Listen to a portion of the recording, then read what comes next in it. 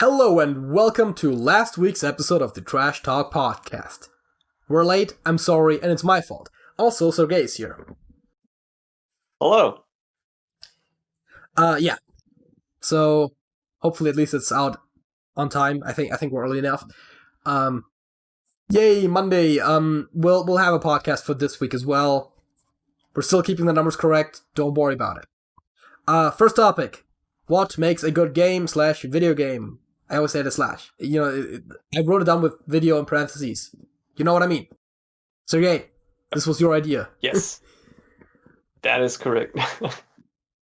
What do you like in video games? I don't know, gameplay, mostly.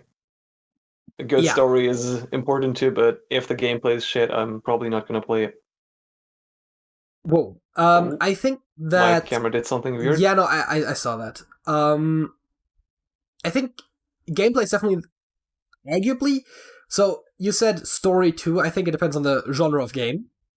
I think I want, at the very least, either good gameplay or a good story. So, example of that is, I don't think anyone necessarily plays Telltale games because of the exciting gameplay. Yeah. It's a lot of dialogue trees, and then sometimes there's quick time events in there, which are often actually more annoying, I feel like, than necessarily fun. And they have great stories, for the most part.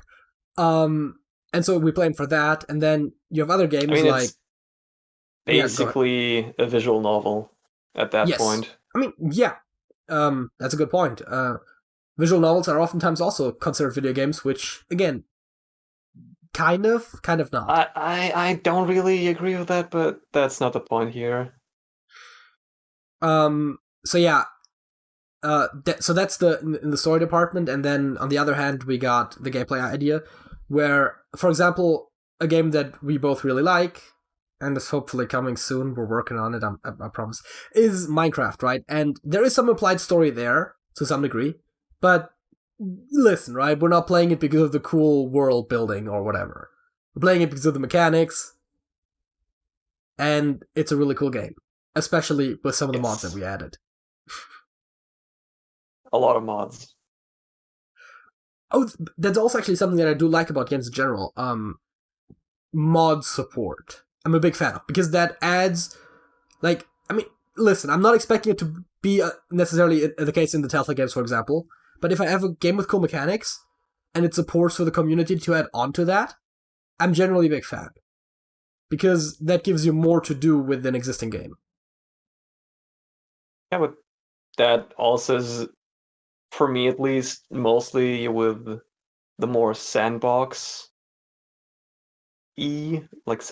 games. Not really with something like, for example, Left 4 Dead or something like that. Don't really. Okay, I don't think it works really well with that. Yeah, the Left 4 Dead mods, in my experience, are mostly just skins anyways, which, whatever. Yeah. But I think, for example, if you had a Left 4 Dead mod that added new zombie varieties, I think that could enhance the experience. If someone went all out and made a new campaign, which, listen, modders are crazy, they make entire games and then just give them away for free as mods. Basically, someone's using the existing game more like an engine. And that I also would like, generally speaking, right? Like, if there's more content to play, even if it's not official. So I don't think it's just sandbox games. I do agree that it probably lends itself more to sandbox games. Open world games a little bit as well.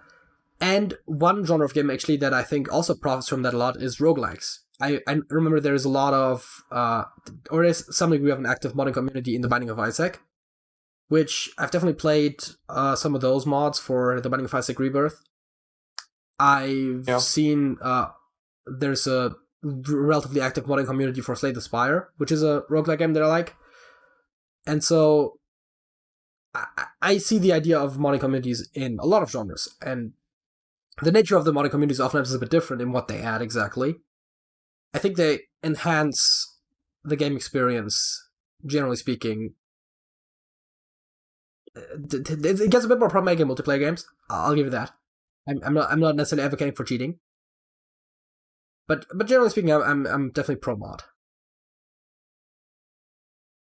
Like, if there is an option like mod or no mods, like mod support rather, always go with mod support. Yeah, I do. You still have the option to play without mods, exactly, and but they can add more. And speaking of, I think it is always good if you're playing a game for the first time to get the intended experience first before you start getting into mods. Yeah, no, I think it was all that I had to say about mods. So yeah, like I said, for me, gameplay is really important. Like for example, quite recent, Cyberpunk 2077. Yes. It has amazing graphics. Mm-hmm. It has a really, really cool world. The story is like one of the best I've seen in a video game, at least. But man, the gameplay, it sucks. It doesn't feel good. I'm probably not gonna play it anymore. Yeah. Such a shame. I think almost one of the worst things you can do is have a game that has a great story, but the gameplay makes it a drag to actually go through it. I don't know what your Cyberpunk experience is. I haven't played it, but that's the kind of thing where like you want to experience the story, but you also don't want to have to play it, which is is the case for me with Cyberpunk. That's rough. There are games like I'm gonna mention like one game that probably not a lot of you know. Like the old Ace of Spades, like I think commonly known as Ace of Spades Classic. Nowadays, build and shoot. Like graphics are basically non-existent in there. Like basically, it's like it's not even based on like normal, not like modern rendering. Not even speaking about ray tracing or anything. It's ray casting. That's all it is. And the resolution is locked to 800 by 600, which is not the best, but man, the gameplay, it's amazing. I mean, here's the thing, right? I'm pretty sure Nvidia's RTX graphics cards actually have some very intelligent upscaling that allows you to upscale anything to 4K or something like that. I don't know. No. Yeah.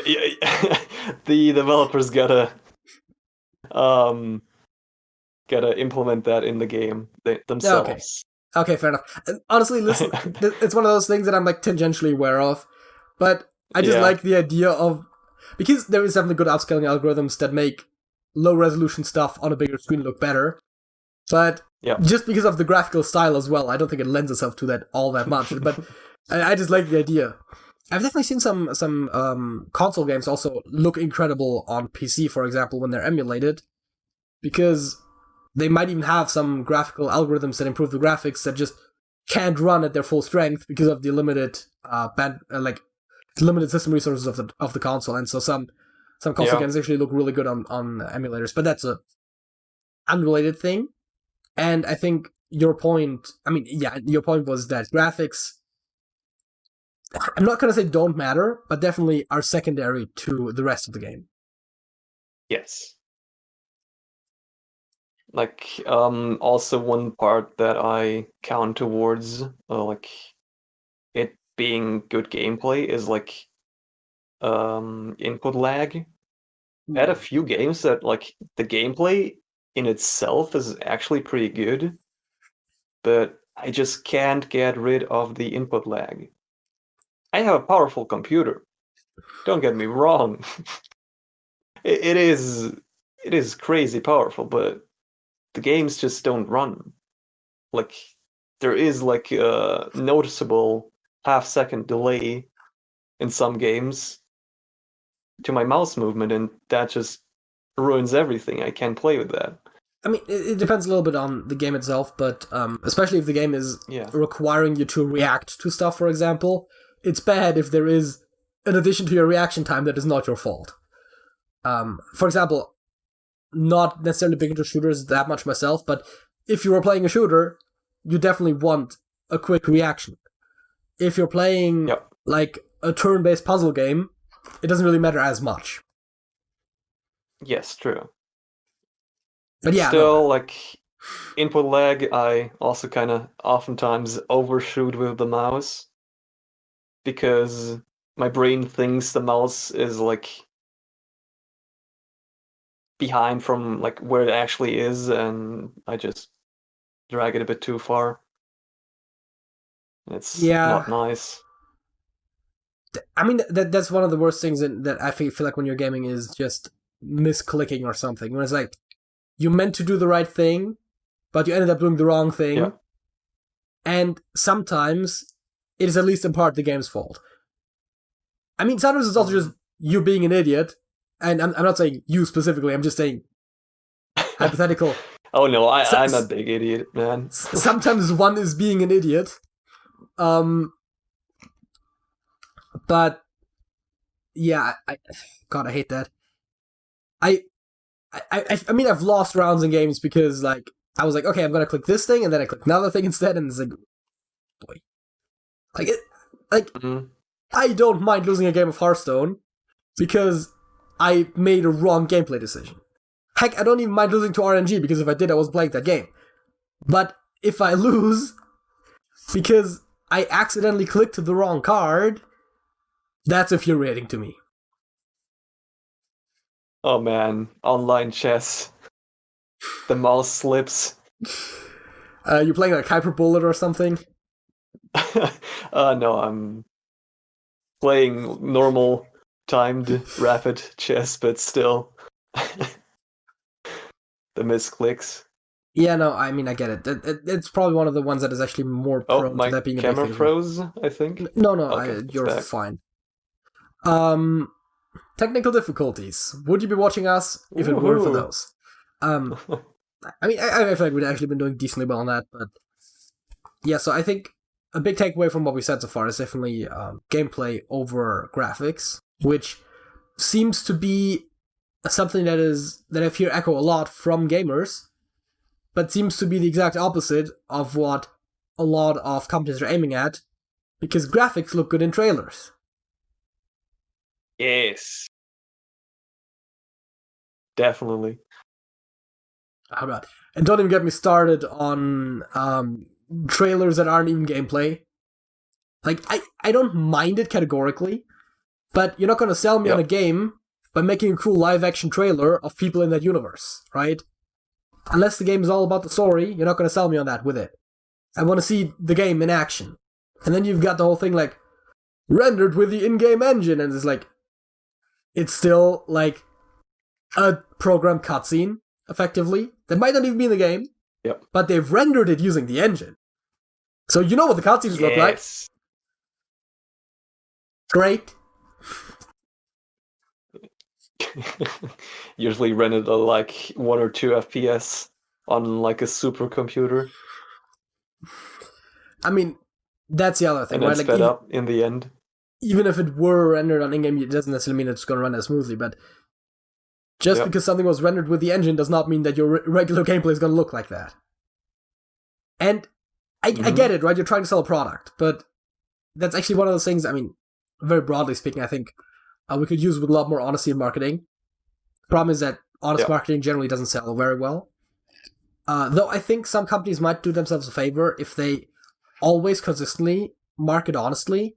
They might get a reputation for it, and then thereby people are going to be more accepting of that. But that's more of a long-term commitment. One company, or more specifically one game I want to mention about that is like Metro Exodus. Man, the initial trailers, like the game when it released looked better than the initial trailers. which is impressive to me. Yeah, that mostly happens whenever games are still in development while trailers are being released. And they're actually releasing trailers of test builds, and then the final game generally will be more polished. Unless you're showing off like a very specific thing in the game that you know is going to be already pretty polished, and then make it out like that's your entire game, and then it turns out that the rest of the game is actually shit. What was it? I think No Man's Sky was the game where they actually did pretty much that with their trailer. By the way, No Man's Sky, one of the best redemption stories in video gaming history. But yes, true. Like, that game was absolute bullshit when it launched. They overhyped it to no end. And then, instead of doing the thing where, oh, people were disappointed, let's just stop worrying about it, make a new game, they committed to actually fixing their issues and making the game better. And it actually became, by all accounts, a really good game. Now, I can't specifically speak to either of those two states, because I never played the game. But if you hear something from, like, all sorts of directions, and they all echo the same sentiment, it's not entirely unreasonable to assume that there might be some truth to it. Yes, like, I bought, I actually pre-ordered No Man's Sky back then, and, I mean, well, it wasn't that bad, but it definitely was overhyped as shit. And, like, later on, I found out that basically the publisher of, like, No Man's Sky, pushed the developers to release the game, like, way, way early, and they never, like, were able to finish the game in time. And right now, the game is basically what it was supposed to be on release. Yeah, I mean, I actually saw a very interesting... It's amazing right now. It's actually a good game. I saw a very interesting YouTube documentary about the development process of that game and, like, some of the reasons why it ended up being A, worse than it was supposed to be, and B, why they kept promising more features I think the lead developer, like, was literally like, if someone in an interview asked, like, oh, are you going to implement this and that, and he thought it was a cool idea, he would just say yes. Like, yeah. Like, not good, right? Like, you could say, like, oh, it's a good idea, we'll take it into consideration or something. You don't say, yes, we'll definitely do that. But I guess it actually hits on another interesting point. I like continued support for games. I don't like it if you publish an unfinished game and then have the continued support as a justification for, like, the game being unfinished. Like, I'm not opposed to, like, the beta release or the early access stuff. But market it as such at the very least. Don't come out and be like, hey, here's our, like, plan for the next 2 years of content releases, and just release something very bare bones and call it a full game. Especially if you're charging me for the additional content. God, I hate it when they sell, like, hey, we're gonna actually finish the game as DLC. Yep. Not cool.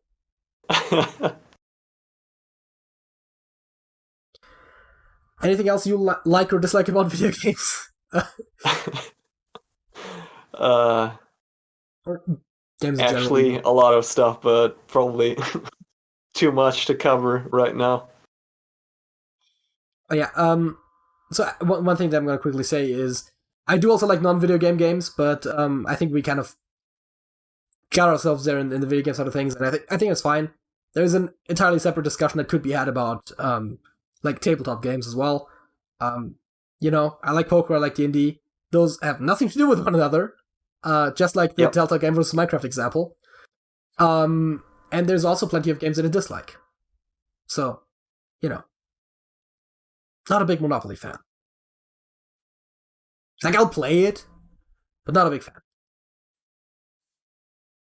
We can talk about that maybe on, like, next week or something.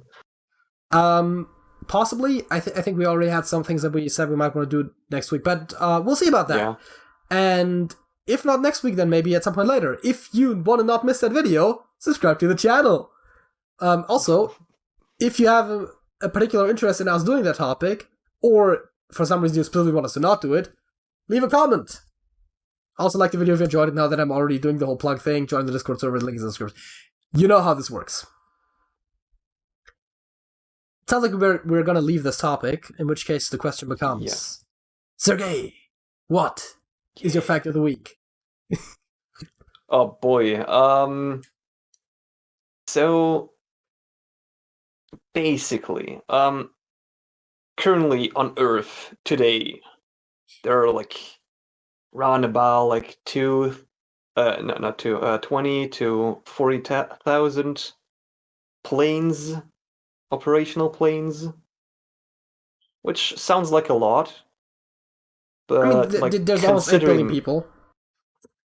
Well, so, yes, but still. Do you by any chance know how many planes were destroyed in World War II alone?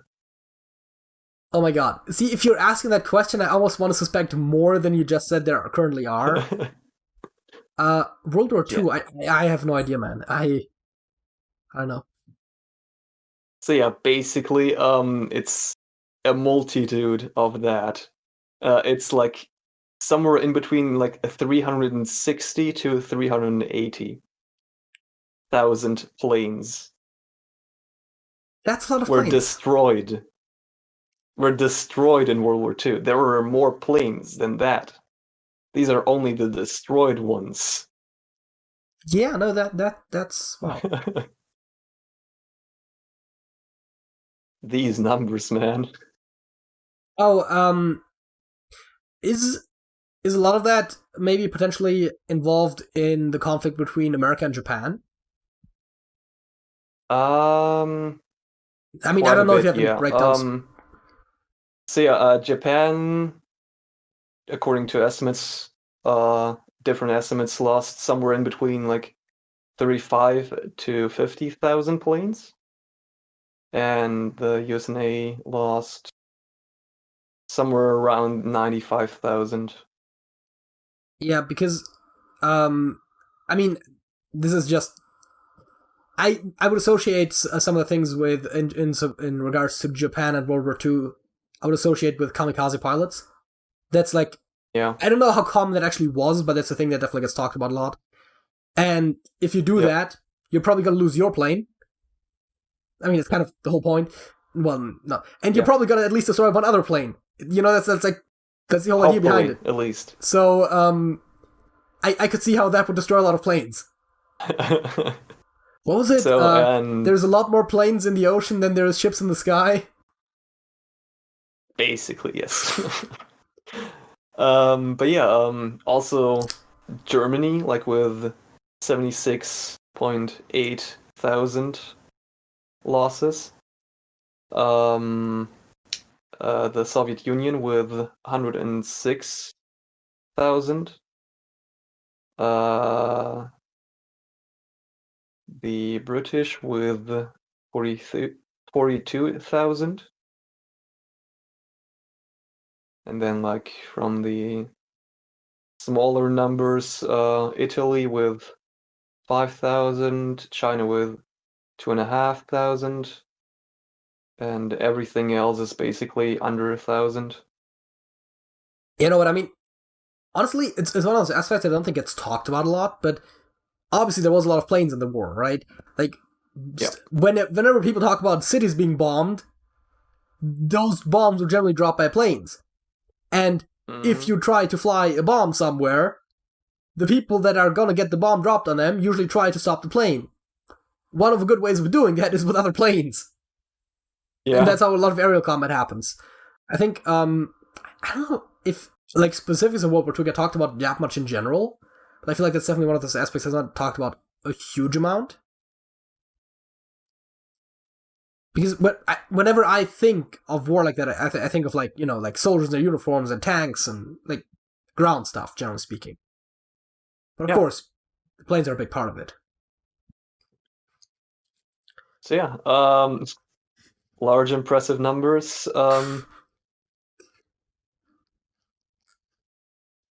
What is your fact of the week, JJ?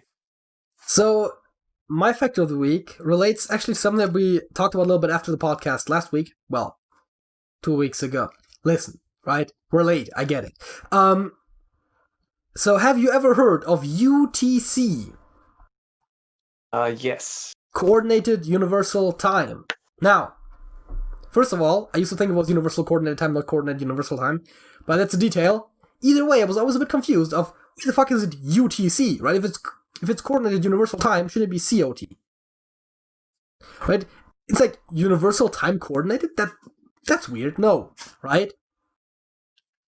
Well, in French, it is Temps Universel Coordonné. It says coordonné on my notes. Anyways, the point is, maybe it's supposed to say coordinate. Isn't that like still TUC? That is TUC, yes. So, the English abbreviation would yield you CUT. The French one would give you TUC. So, as a compromise, they made it UTC, which doesn't make sense in either of them. Which is like the worst example of a compromise. Like, that's the whole joke, right? Like, compromises when everyone loses. Like, this is dumb. Like, I was looking into it, right? And I was like, you know what? And I just saw somewhere where, when I was looking into UTC, I saw like, why is it called UTC as a headline? So I was like, that's a good question. I was wondering that myself. It's like, because the French are being French and insisting on doing things in French. And, of course, English being the lingua franca of the rest of the world. And then, yeah, no, they just made a compromise. Like, we'll just make it so it fits with no one. Like, our abbreviations have the same letters, they're just in different order. Let's make an order that fits with neither of them. That's the reason! That is so funny, man. No, right?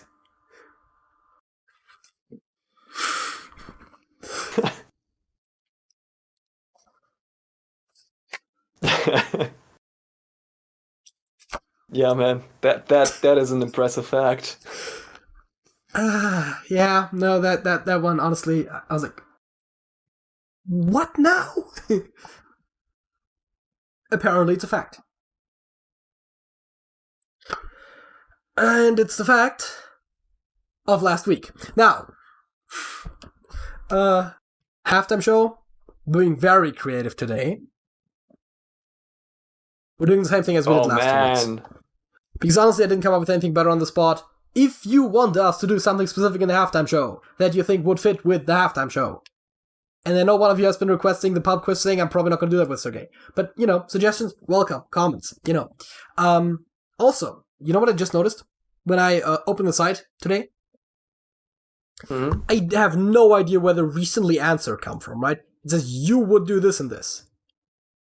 And one of them says you would rather have a child that passed away before age 5 than be infertile. Since I don't want children, that is just strictly not true. And I don't remember answering most of these.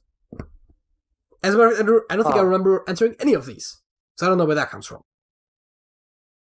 That is interesting. But the question that loaded the page on, which by the way, also a thing that confuses me, why the fuck does it choose an answer when you first load the page?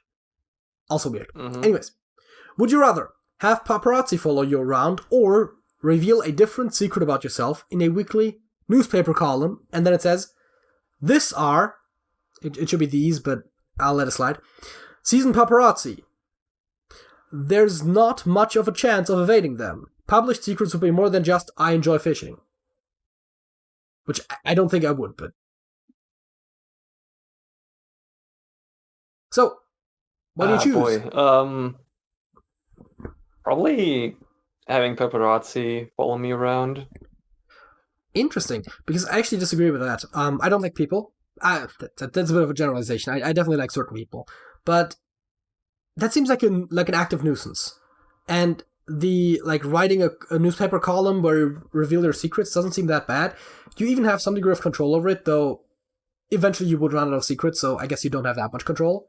But also, I think part of my attitude is, I don't think I actively have anything to hide. I don't really keep... there's probably things I don't talk about, but I don't really think I keep that many or even I'm not sure if I actively keep secrets. Yeah. Next. Would you rather skip summer or skip winter? Skip summer. Just stop right there. The time period you choose simply ceases to exist and the rest of the year is unaffected.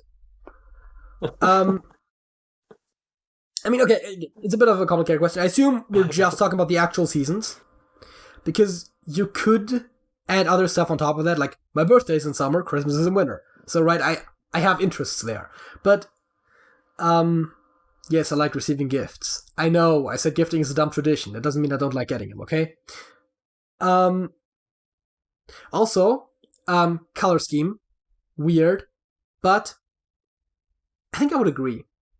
I like having more sun time, generally speaking, but I don't enjoy the heat at all. Which is far worse to me than darkness. Or cold. So I agree. Oh man, Alex would die in winter. I know.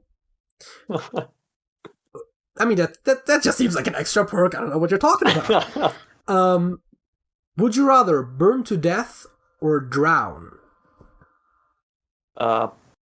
Most likely drown. Feel like Again, that is color scheme. Way less painful. Right? Like, I get that you don't have to build color associated with everything, but like warm colors and cold colors with the first one. And then like fire is often depicted as being red or orange. I mean, really hot fires are blue. And then water is generally depicted as being blue. What are you doing, people?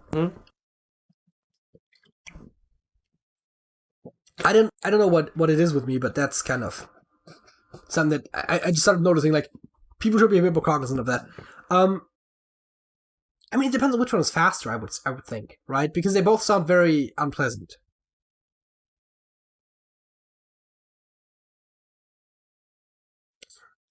I guess drown.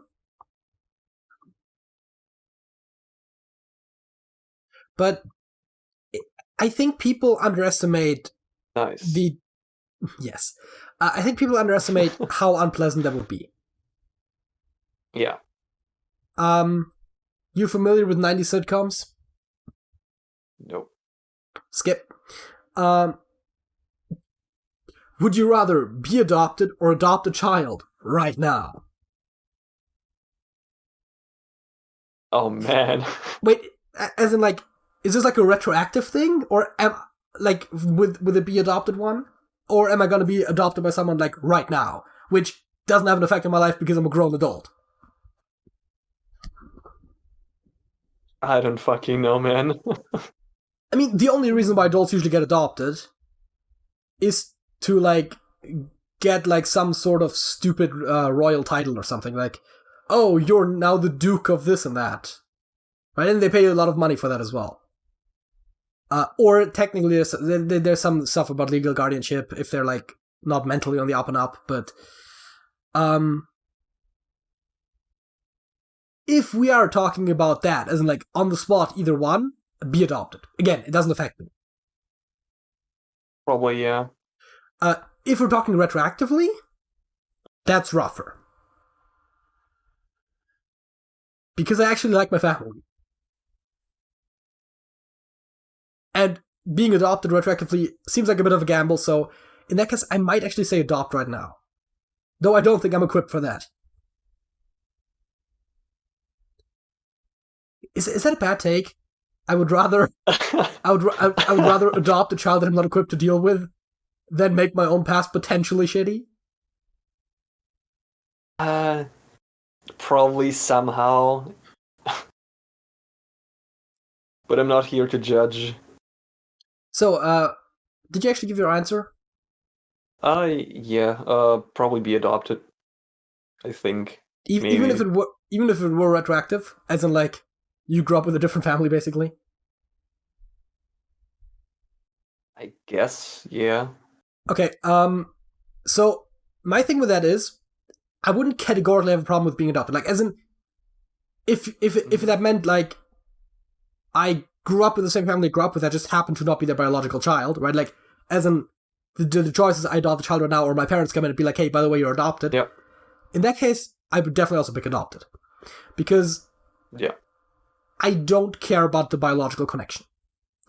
To me, family is about the people you have an emotional connection with. Yes. And I don't care. Like, I've thought about it, right? And I don't get why adopted kids are so desperate about getting in contact with their biological parents. I'm not in the situation, so maybe that makes it harder. But if I found out I was adopted, I wouldn't care. I probably still would. It's basically probably just curiosity. Just knowing what kind of people your biological parents are. I mean, I also definitely get it if your adopted family was shit. Like, those people being like, is there maybe someone out there? But, yeah, no, I actually, I don't know. Maybe that's just me. Would you rather be near death or hear everything 2 minutes later? If you're near death, you cannot use a device to help you hear. Fair enough. Everything will be completely muffled for the rest of your life. That's a hard one.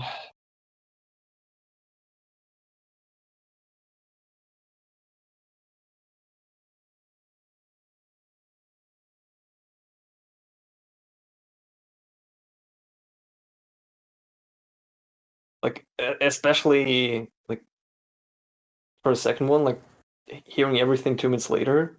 Like, it's not just conversations that become basically impossible, but also like video games and stuff, TV shows, everything.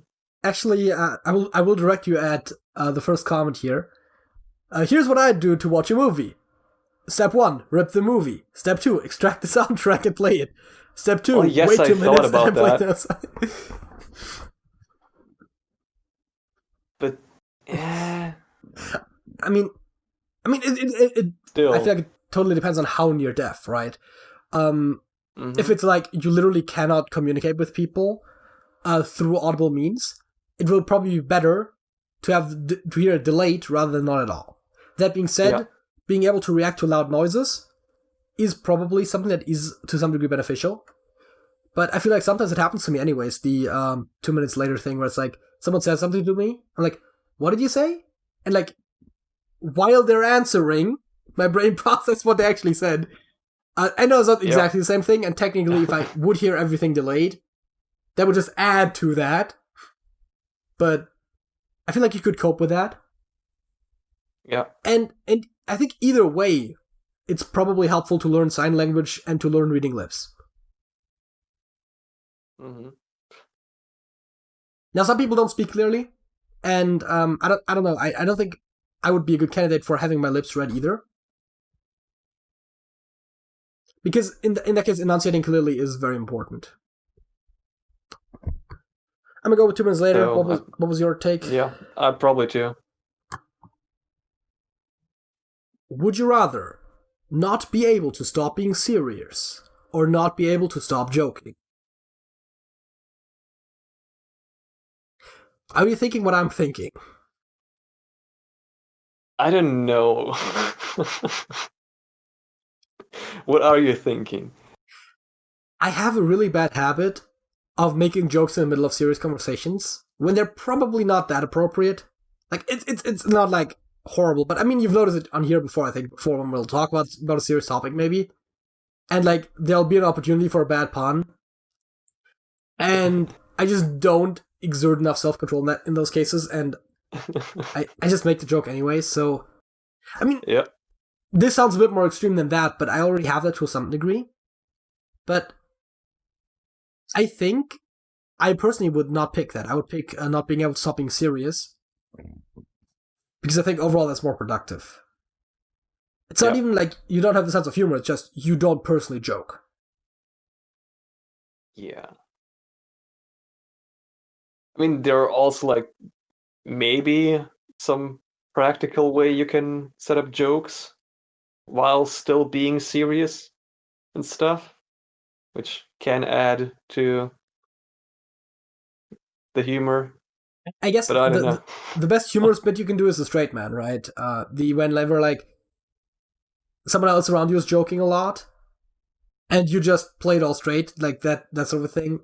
You basically take it serious rather than just laugh about it. I don't know if you saw Guardians of the Galaxy, but I'm talking about, Drax. That's what I'm talking about.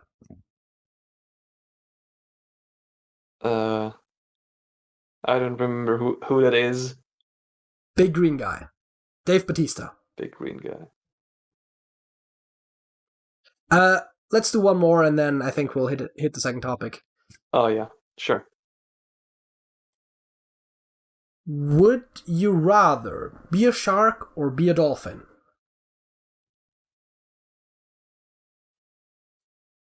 There are pros and cons to both. But Yeah.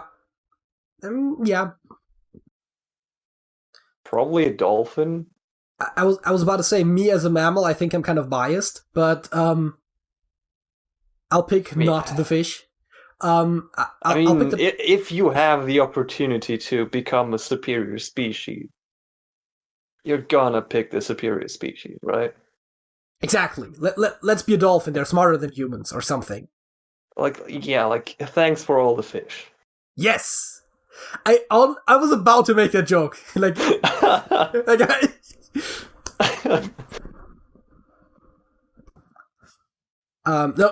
seriously, again, I like intelligence.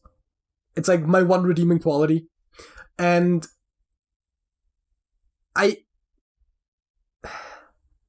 there's other things about like the whole moral idea of it. Like, I mean, if I was a shark, I probably wouldn't have moral agency, so different situation. But me now choosing to become one, I do, so that's an added layer. But honestly, I just like being smart. Okay, sue me. Yeah. Plus, probably dolphins are hunted less than sharks. I thought about that. I'm not sure. I just don't know. I know whales don't exactly have it easy, but that's not exactly the same thing as dolphins. And again, I just honestly don't know.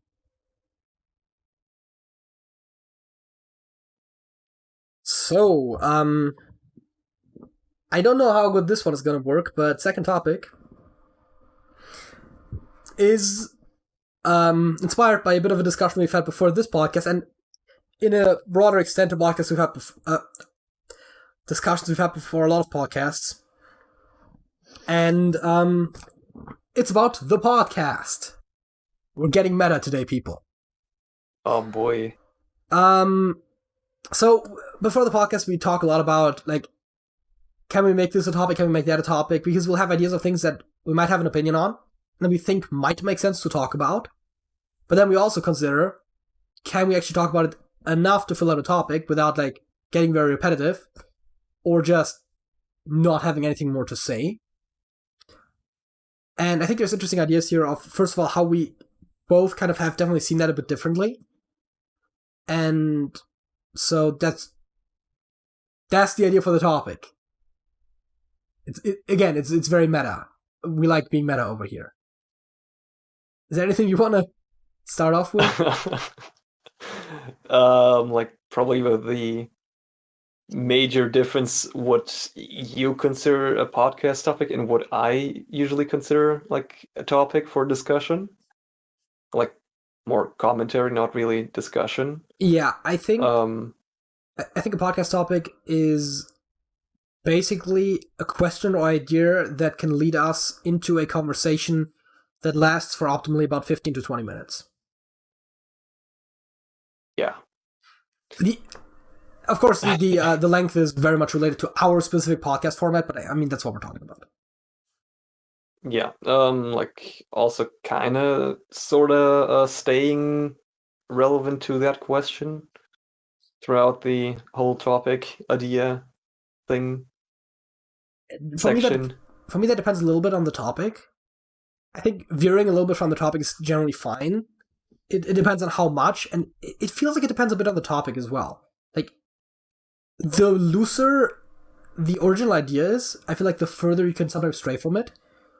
Like, if sometimes we've made those like list topics, for example, where it's like our top 10 favorite songs that came out this year.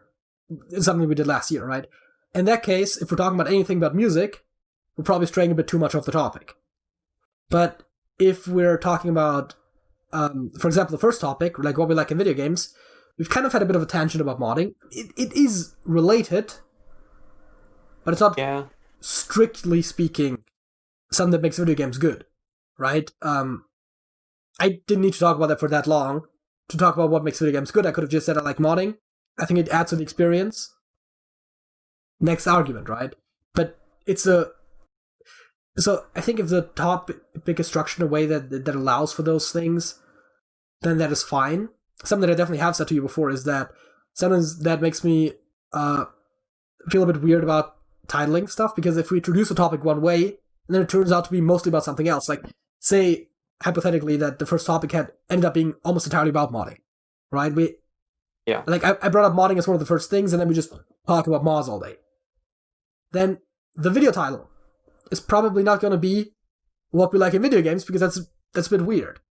But also, if the video title is about modding in video games and introduce it differently, it's still going to feel weird. So that's definitely a concern I've had. But overall, I don't necessarily mind boring from topics categorically. What's your take on that? I gonna disregard titling the video and stuff like that for now. Fair enough.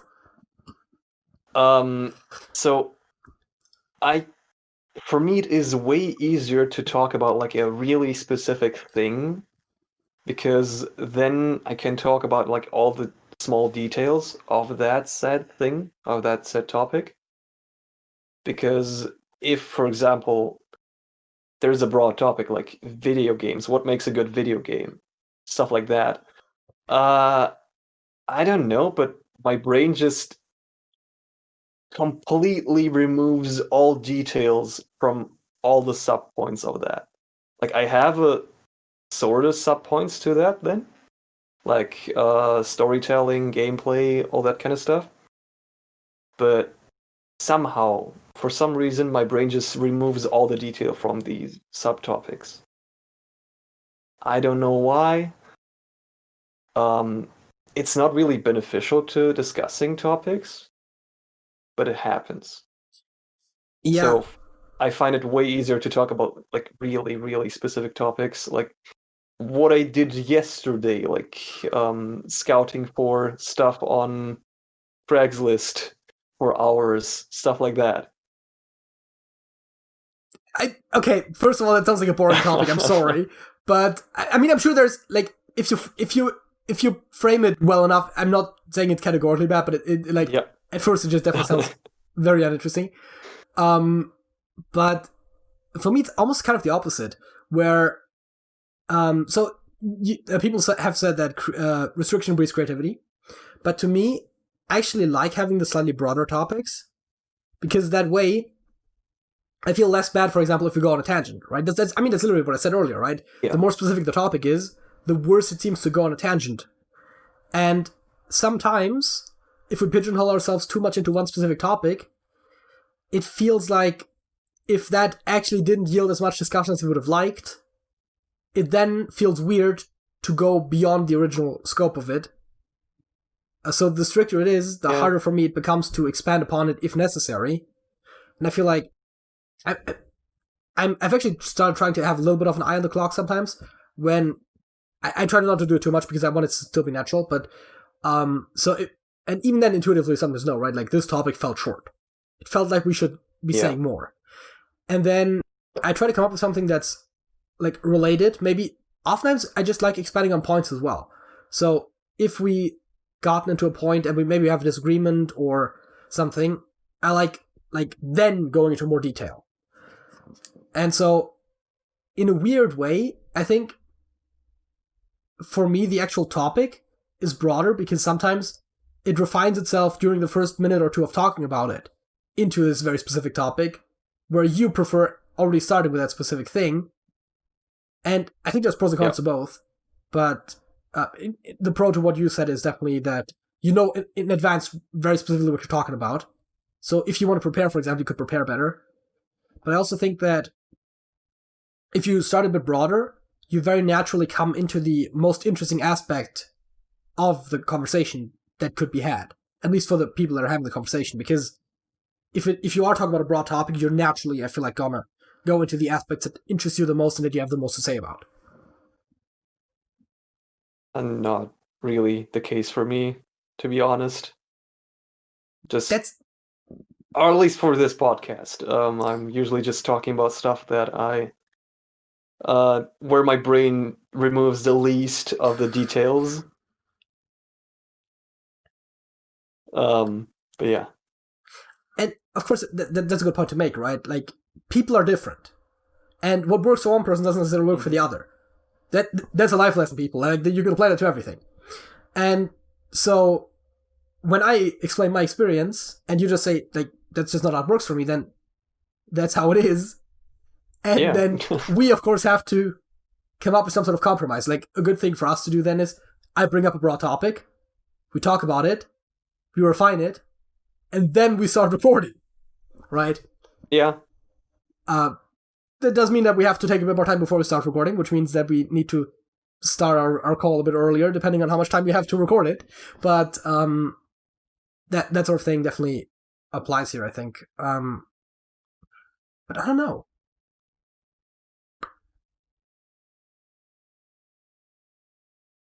Is there anything else to say about this, honestly? I thought you were gonna continue. I know sometimes pause when I'm talking, when I'm thinking, but generally speaking, when I pause, it's an invitation for you to speak. And oh boy, you should. I can't, maybe, man. since we're talking about like meta about the podcast, you should maybe try being a bit more assertive sometimes. I know I'm definitely too aggressive sometimes with it myself. I definitely gotta also give you more space, but I think it's something we both have to work on a little bit.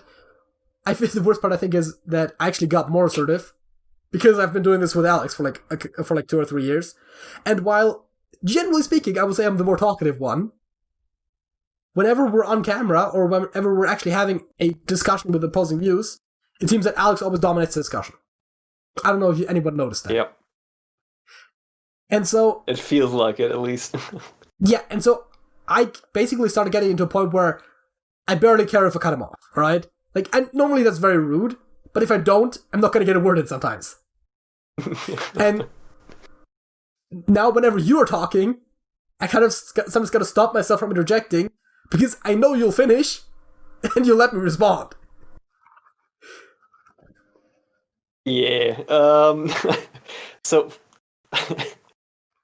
for me, like doing the podcast is like doing a group presentation in school, but I'm just told what the topic is like 5 minutes before the class starts. That's basically how it feels for me. Like, I gotta come up with shit on the spot, and I'm really, really bad with it. I mean, to be fair, you can and have in the past brought up podcast topics yourself, but yes. Yeah, so for me... But still, I gotta prepare shit. Yeah, see, for me, it's just like we're having a chat about a topic. It just happens to be that instead of naturally coming to the topic, we just start with the topic in mind. Yeah. Because the podcast length is... Like, topic length is really, really weird for me. It's like this in-between of a short discussion about, like, a topic that we discussed for, like, 5 minutes and then move on to a different one. And, like, these really long, deep discussions about one very specific subset of a topic, where you just talk for hours. Like, it's this sort of weird middle ground in between those, which I'm not really good at. I think, in a way, you can approach it more like the latter, but you gotta omit some detail here and there. And, of course... you try to not have too many like long pauses and stuff. So yeah, I think it's also part of the problem why you don't get to talk a lot here, because I've noticed sometimes when we're talking about something, you will also just have a pause or something, but I know there's like a point you're going to make. And so we will just both sit there, like, not say anything for like 30, 40 seconds, and then you keep talking, and it's like, that's not a problematic way for us to communicate, I feel like. But I feel like it's a very boring way to watch us communicate, and I'm not about to edit down our discussions here every single time, because while that might actually lead to a better discussion, there's just way more work, and yeah, I mean, that's just a bit on me, but also, I in a way, I like the, like, uncut nature of the podcast. But, I mean, let's face it, it's mostly an excuse so that I don't have to do as much editing. But yeah, like, also, like, just continuing with the comparison with school presentation. I usually like to talk about topics where I'm, like, prepared, where I know a lot of like facts, things about that subject, and can talk like for hours on end without running out of details or things to mention. But if you, like, say you're an expert in some sort of field, I don't know, and you gotta hold a 20-minute presentation about your entire field, like, what are you gonna include in there? You're not gonna go into detail anywhere. You're just gonna, just a bird's eye view over everything, maybe, if even. You're gonna omit all the details. I think that is kind of what my brain does. It just gives a bird's eye view over, like, the topic, the stuff I know about the topic, which is why I don't see all the details. Honestly, I think if you actually held a presentation like that, what I think would actually be a good way to approach it is, I mean, you have to give an overview, of course. That's kind of like, you gotta do your due diligence, right? If I'm talking about, like, oh, what do I do for a living, right? I'm not gonna, like, leave out 90% of what I do. Mm-hmm. But I think you can give a brief overview, and then use the rest of the time that you have to focus in on one aspect that you are passionate about or that you want to talk about. And I think you can, I mean, again, I'm not saying that necessarily helps you right now with how we do podcast topics, but I think you can rectify that a little bit, right? If I was to explain, say I was going to explain programming, I think it's a good example that we both understand to some degree, right? There is a lot to that, and I'm not exactly going to be able to hold a presentation on the spot, but if I'm talking about programming and maybe I'm like, hey, I specifically like object-oriented programming to solve some particular set of issues. I don't know. Again, not good with examples, but, right, so I can talk about the part I'm passionate about after I've given the overview, and then if say I'm holding that sort of a presentation at a school to, like, you know, like when they have like career orientation day or whatever, then I feel like it is good to not just say all the things you do, but also go into, like, one good aspect about it into more detail, because at the end of the day, the people that are going to be interested in it are going to be far more captivated by someone with passion speaking about a specific aspect than by them just broadly describing what they do. That is actually a good point. I have not really thought about that. I mean, I just came up with that on the spot. No, because whenever you said holding a school presentation and you said talking about a subject that you're very knowledgeable about, I just thought about that. Like, when I see a presentation and people just matter of fact, like, basically say all the things that they need to say, basically, that's the boring part. To some degree, that's necessary. But when someone speaks passionately about something that they're interested in, then it's often very interesting. I think the good example there is actually comparing most school presentations that you've sat through, which were not exactly very exciting, versus people's obsession with watching TED Talks. Those things are great. Oh, man. Because usually people want to be talking about what they're talking about, and they focus on what they're passionate about. And those people will oftentimes still introduce themselves and give a context about why they're talking about what they're talking about, but they focus on one aspect that they want to be talking about. And I think that's the difference between a good speech or presentation and a bad one. That's an interesting take. I haven't thought about that. That might actually change how I approach podcast topics. Don't tell me we're actually being productive today. Boy, that's gonna be unheard of. Are you saying there's actually an educational takeaway from this video? There might just be, man. Honestly, by the way, side note, I think that's actually a very cool part of this podcast as well. Like, not necessarily this specifically. Cut off a bit for me. I said that's an exciting part of the podcast for me as well, right? I feel like there's always... I feel like if you're watching this podcast, listen, right? Most of it is just us talking some bullshit and having fun with it, and if you don't enjoy us as people, you're probably not interested in watching it too much. I get that. But you're probably going to learn something. Whether it's just one of the facts of the week that you didn't know before, or whether we actually talk about some interesting aspect of something in a topic. I figure some degree of educational value here. I wouldn't call it an educational podcast, but I feel like you can learn something from it. And that is not just the case with us. I just happen to know our podcast the best. Because I've been in every single episode of it. By the way, I'm the only person who's been in every single episode of this podcast. Suck it, Alex. The JJ podcast. It's JJ Entertainment, as people have said before. That was a joke whenever I was doing Trash TV videos alone. I don't know where it came from, but people started calling it that. I think Morris started calling it that. Maybe Ivan. Okay. You know. Anything else about podcasts or holding presentations? Not anything I can talk about, like, in only a few minutes. I was about to say in another meta way, right? Like, whenever I ask you that, if you have a point, make it. Yeah. You are allowed to say no. That was a legitimate question. In that case, what is your song of last week? Oh, my song of last week. Actually, like before the podcast started, I considered choosing a different song, like not going the usual route with the Russian songs. Okay. I might do that next week, or like this week rather, but anyway, for now I'm gonna continue with the Russian songs.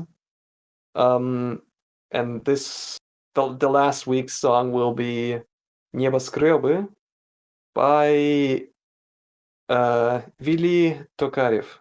Я приехал из деревни в этот крупный городок. Очень трудно разобраться, где тут запад, где восток. Небоскребы, а я маленький такой. То мне страшно, то мне грустно, то теряю свой покой. А вокруг чужие люди, а кругом чужой народ. От тоски глушу я водку, только водка не берет. Or however that name is pronounced, I don't fucking know, man. Ah, yes, I forgot. You don't speak Russian. It's a joke. Like, names, man. It's hard.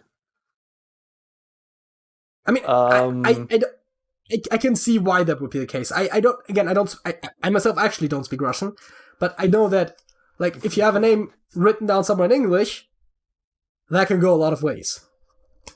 Mm-hmm. Sometimes people literally pronounce the same name differently. Yes.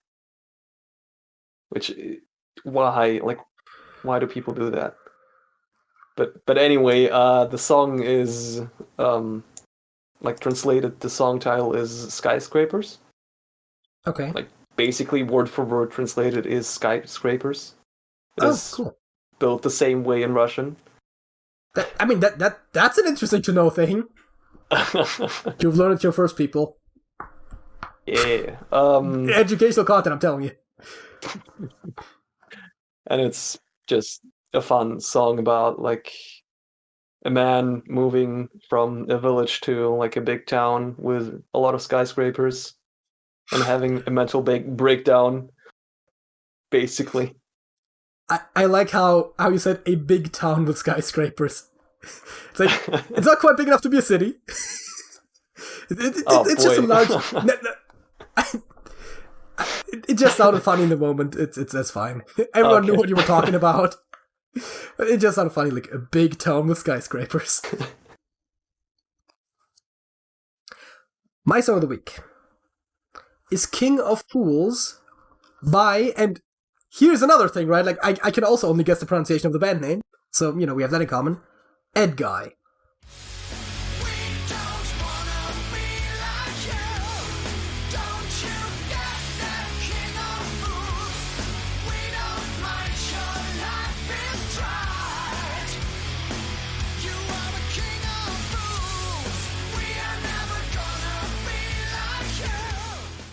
I'm gonna go with Edguy.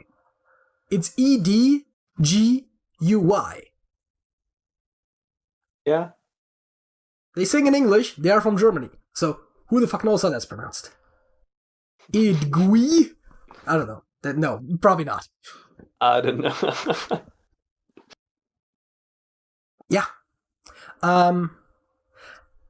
Okay.